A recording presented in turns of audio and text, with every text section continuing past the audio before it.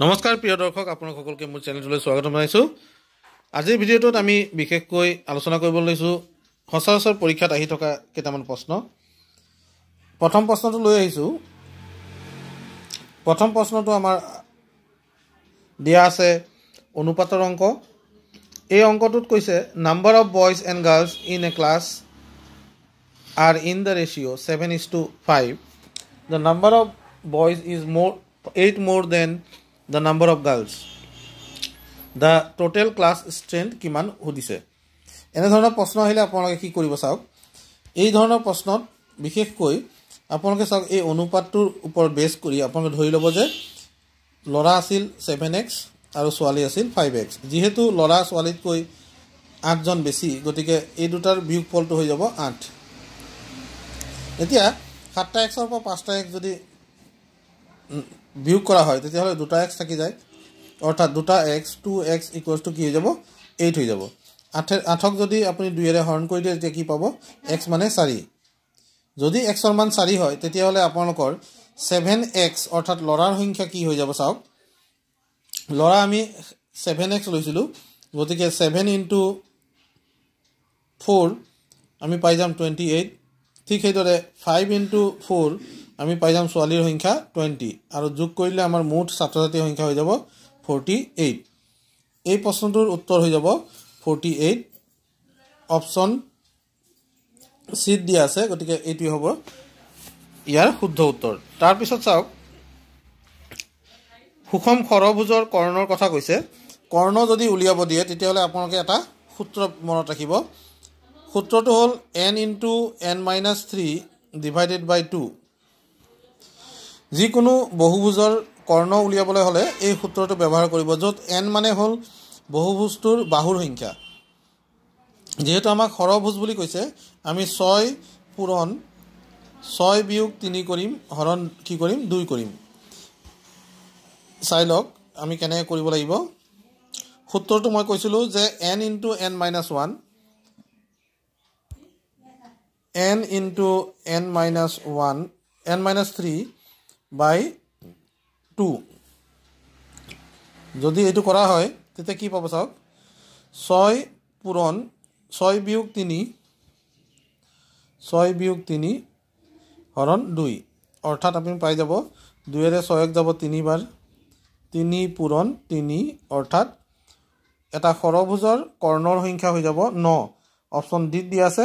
এইটো আপোনালোকে এই ধৰণে উত্তৰটো কৰিব পাৰিব। নেক্সট প্ৰশ্নটোলৈ যাম।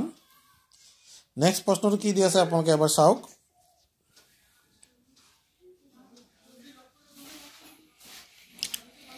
The number of sides of a regular polygon whose each exterior angle has a measure of 45 degree.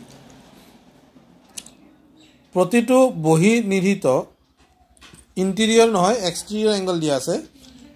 চাওক যিহেতু এক্সটেৰিয়ৰ এংগল বুলি কোৱা আছে, বহি কোণটো দিয়া আছে, বহি কোণটোৰ জোখ দিয়া আছে 45K। যদি 45K দিয়া থাকে তেতিয়াহ'লে সুষম বহুভুজটোৰ বাহুৰ সংখ্যা কিমান হ'ব। আপোনালোকে সদায় মনত ৰাখিব যে যিকোনো বহুভুজৰ বহিস্থ কোণবোৰৰ সমষ্টি 360 ডিগ্ৰী হয়। 360 ডিগ্ৰীক যদি আমি প্ৰতিটো বহিস্থ কোণেৰে হৰণ কৰি দিওঁ, অৰ্থাৎ যিহেতু সুষম বহুভুজৰ কথা কৈছে, গতিকে প্ৰতিটো বহি কোণৰ মাপে হ'ব 45 ডিগ্ৰীকে। যদি হৰণ কৰি দিওঁ কেইবাৰ যাব চাওক, ইয়াত 5 আছে, 45ৰে ইয়াক যাব 8 বাৰ। 45 × 8 কৰিলে আপোনালোকে কি পাব, 360 পাব। 8 5 × 40ৰ 0 হাতত থাকিল 4, 8 4 × 32 4 36। গতিকে আপোনালোকে কি পাই গ'ল চাওক, 360ক 45ৰে হৰণ কৰি পাই গ'ল 8, অৰ্থাৎ ডি অপশ্যনটোত আছে 8, আৰু সেইটোৱে আপোনালোকৰ উত্তৰ হ'ব। আশা কৰোঁ আপোনালোকে নিশ্চয় ধৰিব পাৰিছে যে বহুভুজৰ বহিস্থ কোণৰ যোগফল বাহিৰৰ কোণবোৰৰ যোগফল সদায় কি হয় 360 ডিগ্ৰী হয়। 360 ডিগ্ৰীক প্ৰতিটো বহি কোণেৰে হৰণ কৰিলে, প্ৰতিটো বহি কোণৰ জোখেৰে হৰণ কৰিলে, প্ৰতিটো বহি কোণৰ যোগ দিয়া আছে 45, গতিকে 45ৰে হৰণ কৰিলে আপুনি বাহুৰ সংখ্যা পাই যাব।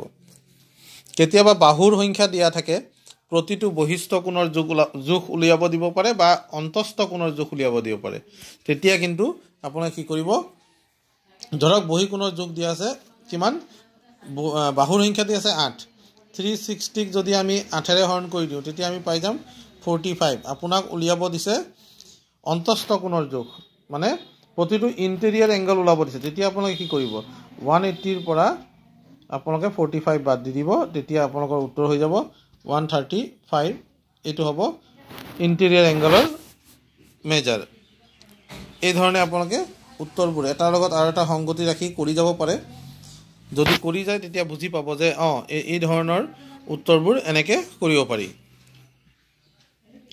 তাৰ পিছত চাওক এটা সামন্তৰিকৰ যদি সামন্তৰিক এটাৰ কোণ এটা তাৰ ন্যূনতম কোণটোৰ দুগুণতকৈ 24 বেছি হয় তেন্তে সামন্তৰিকটোৰ বৃহত্তম কোণটো কি হ'ব